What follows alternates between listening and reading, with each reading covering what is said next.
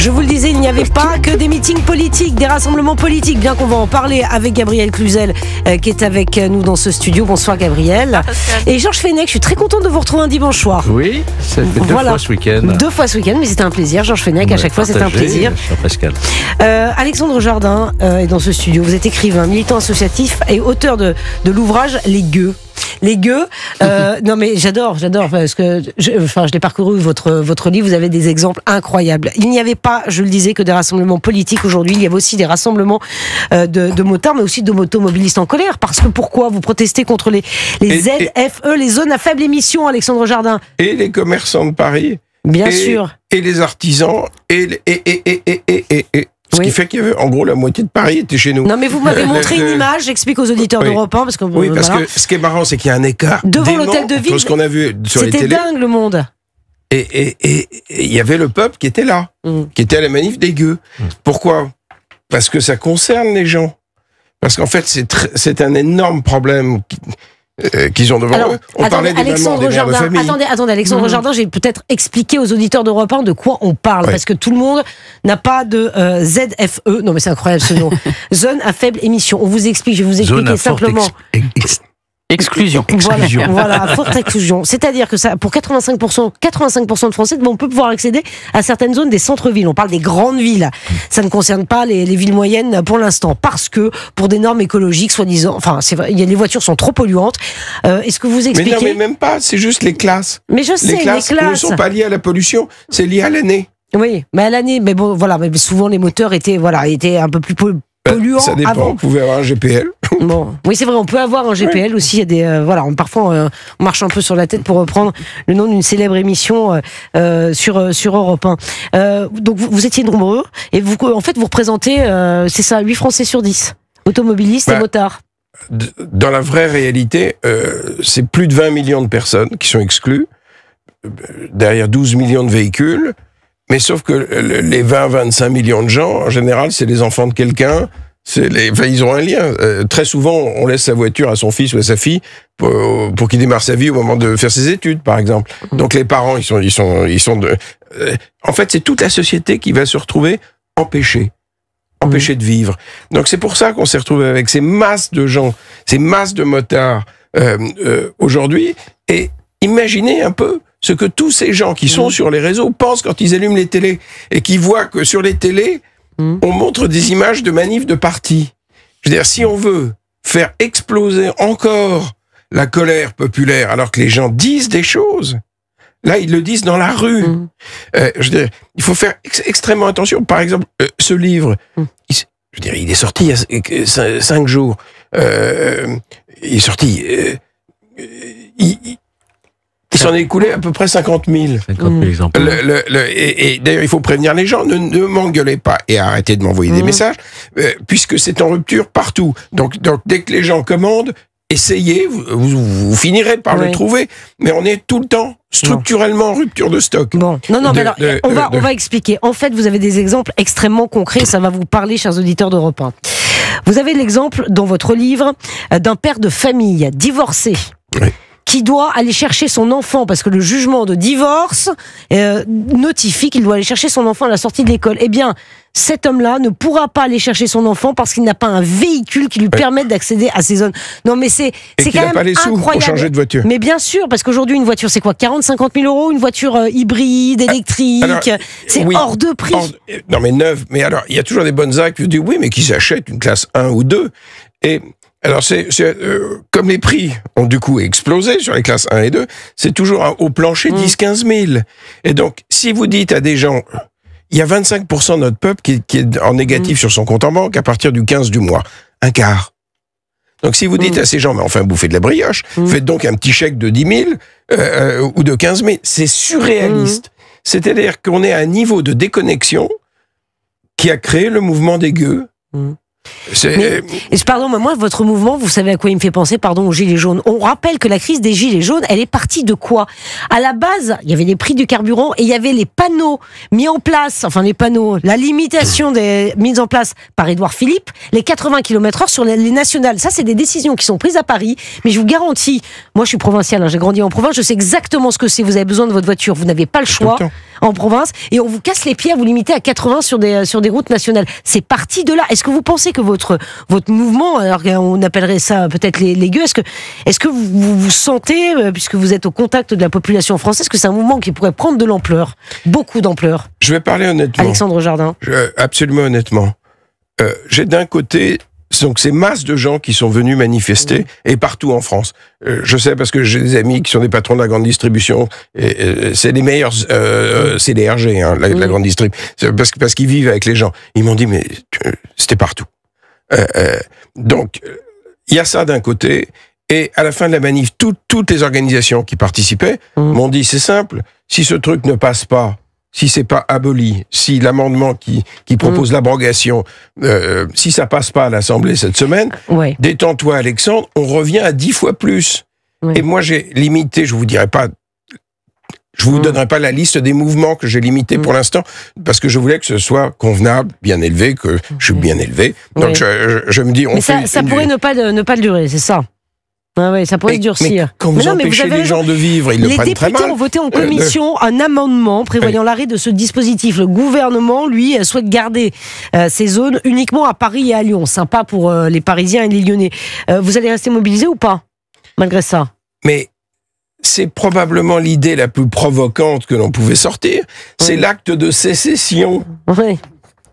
C'est l'acte de sécession où tout à coup Bob Hollande dit au pays on veut plus de vous, on va se faire une super ZFE avec uniquement des Bourges et vous qui puez, parce que vous puez votre pollution, on n'aime pas vos odeurs, vos idées, vos trucs, vos machins, on va faire une frontière autour de Lyon et Paris. Non mais vous imaginez, c'est un cordon sanitaire. Faut être dément. Non mais ça n'est pas... C'est vrai que c'est d'autant plus paradoxal que ces villes, ces grandes métropoles, sont généralement dirigées par des gens ou habitées par des gens qui prônent le non-frontiérisme, l'inclusion. Ils veulent accueillir tout le monde sauf les ploucs. Vous voyez, ils font un vrai mur de Berlin autour de leur ville pour empêcher les gens d'accéder à leur ville. Moi, je trouve ça très choquant, notamment pour Paris, parce que là, enfin pour tous, hein, mais Paris c'est extrêmement symbolique parce que Paris c'est une capitale. Paris ça appartient à tous, à tous. Voilà, ça appartient pas aux Parisiens. Et ces gens-là, ils veulent s'enfermer dans leur petit précaré et dire aux ploucs, effectivement, votre odeur méphitique, vous la gardez. Je voulais simplement, ça me rappelait pendant les élections européennes, Valérie Hayé, je sais pas si vous vous souvenez, il y avait une dame qui s'appelait Fabienne, qui avait une vieille bagnole et qui lui avait dit, mais moi je sais pas comment je vais finir la fin du mois avec mes contrôles techniques et tout. Et Valérie Hayé lui avait dit, mais achetez une voiture électrique. Ouais, non, mais c'est 5 000 euros. Voilà. Non, mais c'est indécent. Non, mais c'est indécent. Ce genre de réponse, c'est indécent. Et on pense aux familles nombreuses aussi. Pardon, excusez-moi, mais quand vous avez une voiture, vous avez 4, 5, 6 enfants. Pardon, excusez-moi. On a un problème du taux de natalité en France. On peut pas. On fait comment? On prend 2 voitures? Non, mais enfin. Non, il faut être moins amoureux. Mais en fait, c'est délirant. Alors, je vais vous dire la deuxième raison pour laquelle je pense que ça va péter. C'est que j'ai été voir cette dame qui soutient ça au gouvernement, Madame Pannier-Runacher. Oui. Et on a parlé. Elle veut réintroduire une version assouplie de ces zones qui, soi-disant, a fait ses preuves. Oui, voilà. Dans la vraie réalité, je lui ai posé une question toute bête. Je lui ai dit, est-ce que vous avez évalué combien on perd chaque famille, puisque essayer de vendre aujourd'hui une classe 3 ou une classe 4, personne n'en veut. C'est un défi. Hein. Oui. Bon, évidemment qu'il n'y a plus de demande. Et je lui ai dit, est-ce que vous avez évalué le montant de la perte pour les milieux populaires français, individuellement, pour chaque famille, derrière les 12 millions de véhicules? Et elle me regarde, et elle décroche le téléphone sous mon nez, et je la vois appeler un grossiste de voiture d'occasion, et elle demande la décote. Attendez, je regarde ça, je me dis, elle me démontre qu'elle n'a jamais évalué. Bien sûr. Donc, elle s'apprête. Alors, nous, on a fait des évaluations avec des présidents de région, parce qu'on est rejoint par des masses d'associations de maires, par des présidents de région. Aujourd'hui, il y avait Xavier Bertrand, il y avait un maire rural extraordinaire qui arrivait du Puy-de-Dôme, qui parlait de la relégation. Il y avait d'autres maires qui arrivaient de leur ruralité et qui ont pas osé prendre la parole. Et puis, donc, on a fait des évaluations. C'est autour de 65 milliards. Non, mais c'est incroyable. C'est-à-dire que... C'est fou. Mais sauf que c'est pas 65 milliards qu'on prend aux milliardaires. Alexandre Jardin, par foyer. C'est effrayant. Par foyer, ils vont perdre, en gros, entre 2 et 5 SMIC. Non, mais c'est quand même... C'est comme si on avait fait un impôt sur le pays non imposable. Mais tout ça, c'est même pas évalué, puisque la fille devant moi, elle décroche le téléphone et elle va se renseigner. Bien sûr. C'est-à-dire que c'est une mauvaise scène de film où je me dis, mais c'est pas vrai. On est à ce niveau à un moment, je me suis dit, est-ce que je le dis, est-ce que je le dis pas? Non, il y a vraiment deux mondes. Mais c'est tellement, en fait, un problème. Les Français, je vais dire pourquoi et les autres. Parce que j'ai rien en particulier contre elle. Ça veut dire qu'il y a un problème global de déconnexion. C'est-à-dire qu'on est à des niveaux stratosphériques de déconnexion. C'est-à-dire, la vraie déconnexion, le vrai mépris, c'est pas de vous cracher à la gueule. Le vrai mépris, c'est de même pas s'apercevoir que vous existez. Oui, non, mais c'est vrai. C'est vrai. Georges Fenech. J'ai retrouvé une description que j'aime beaucoup, qui était faite par Victor Hugo des gueux. Je ne sais pas si vous la connaissez. Il disait, Athènes était une ochlocratie. Les gueux ont fait la Hollande. La populace a plus d'une fois sauvé Rome et la canaille suivait Jésus. Parce que les gueux dont vous parlez avec affection, c'est le peuple. Oui, c'est le peuple. Et c'est le peuple. C'est le peuple qui s'est soulevé pendant 18 mois avec des gilets jaunes contre la taxe carbone, contre la limitation de vitesse. Là, mais c'est les gilets jaunes puissance 100. Si mardi, effectivement, puisqu'il y aura une séance mardi à l'Assemblée nationale. Le soir, ça démarre. Le soir, ce texte n'est pas retiré. Mercredi ou jeudi. Voir jeudi. ce qui va se passer dans ce pays. Non, mais je suis d'accord, Georges Fenech. C'est vous le vrai thermomètre. C'est pas le meeting, on va en parler aussi des meetings aujourd'hui politiques. Mais ce qui est dément, c'est que ce soir, les gens qui ont allumé la télé, ils voyaient des JT qui vous parlaient des manifs officiels. C'est-à-dire pas les gueux.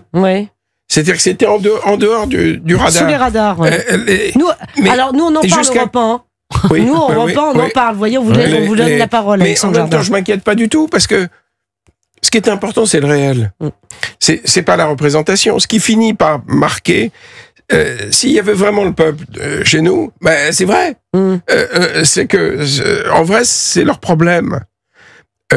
Alors que les querelles de parti, c'était pas vraiment leur problème. Non, mais c'est c'est plein de bon, pardon, mais c'est la vraie vie. C'est plein de bon sens, c'est la vraie vie, Gabriel Cluzel. Ce sont les mêmes, quelquefois, qui ont ces problèmes, qui possèdent un petit logement quelque part, qui est une passoire thermique. Oui, bien sûr. Donc ils peuvent plus louer. Aussi, mais vous avez raison, Georges Fenech. Donc ils peuvent plus circuler. Ils peuvent plus louer leur logement. Mais vous êtes en train de les étrangler, quoi. On est en train de les étrangler. Et au nom de quoi? Exactement. Les DPE, c'est la même chose.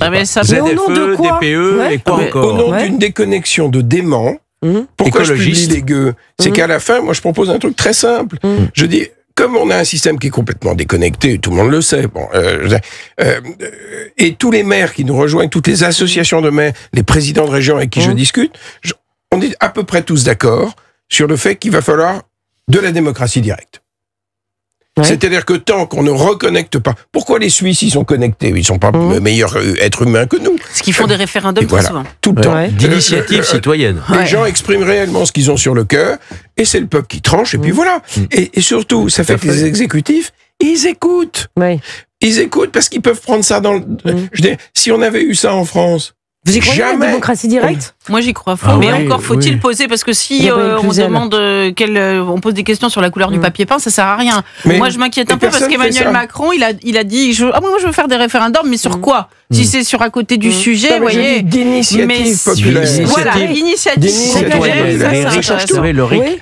Il est où ce référendum? Il est passé où? Eh bien, les gueux, s'ils sont très, très, très nombreux à un moment, s'ils sont totalement timbrés, eh bien, ça sera négocié par les élus locaux, par les présidents de région, parce que si on doit se taper un deuxième gilet jaune, il y aura une grosse variante. Non, mais c'est fou que ça n'ait pas servi de leçon quand même. Moi, je suis scotché. Les élus seront les gilets jaunes, on en a parlé pendant des semaines, on n'a pas... Ça a duré 18 mois. Enfin, je veux dire, il y en a qui ont eu la frousse, de l'État. Et ben non, ça n'a pas servi de leçon. On s'en fout. Et ils ont reculé à la fin. Moi, je suis quand même scotché. Mais c'est des effets de structure. C'est-à-dire que, vraiment... Je vois pas pourquoi l'être humain serait meilleur à Genève. C'est que l'être humain qui dirige à Genève. Il y a plusieurs pays européens qui ont les référendums d'initiative ou populaires. Et ça rééquilibre. On est obligé d'écouter. On a peur du peuple en France. Voilà. On a peur de lui donner la parole.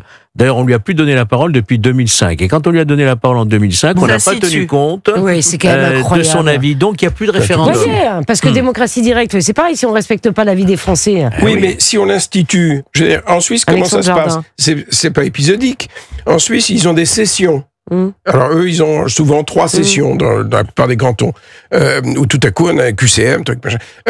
Je parlais par exemple avec Vauquier, qui fait partie des présidents de région qui nous, mais il y en a plein qui nous rejoignent. Et Vauquier me disait, on pourrait faire une session annuelle pour commencer, une fois par an. Je discutais avec beaucoup de sénateurs qui m'ont dit, nous, ça nous plairait qu'il y ait une saisine également, comme la France est plus grande que la Suisse, qu'il y ait une saisine par citoyen ou par un tiers des sénateurs et 3000 maires. Parce que c'est vrai que quand il y a une connerie comme ça, il y a bien 3000 maires et un tiers de sénateurs qui s'en rendent compte. Donc, et ils me disent, on a tellement d'abrutis technocrates sous le nez, si on pouvait par moment mobiliser le peuple sur des choses vitales pour lui, ben on le ferait. Alors qu'actuellement, pour avoir un référendum d'initiative populaire, c'est 4 millions de signatures. 4 millions de signatures. Et combien de parlementaires? Je sais plus. Enfin, un quart des parlementaires. C'est inaccessible. C'est inaccessible. Oui. Moi, je trouve que c'est très. Vous voyez, ce que dit Alexandre Jardin. Franchement, je trouve ça quand même inquiétant. Moi, je perçois tout à fait ce que vous dites parce que la vraie France, en fait, c'est celle que vous décrivez. C'est celle que et c'est la France qui n'est pas entendue. Oui, mais moi, je c'est trouve la ça France très dangereux. Qui a décrit Christophe Guilluy, parce que cette France qui a besoin de sa voiture. Mais c'est la France qui est majoritaire. Et bien sûr, mais il faut savoir que cette France-là, en plus, elle a des trains déjà défaillants. Il faut quand même savoir que les services publics sont compliqués. C'est exactement ça. Et les trains, c'est une catastrophe. Donc elle est obligée de prendre sa bagnole. Et quand elle arrive aux portes de la grande ville, eh bien on lui dit, ah bah non, ta bagnole est pas propre, tu te casses. Mais c'est insupportable.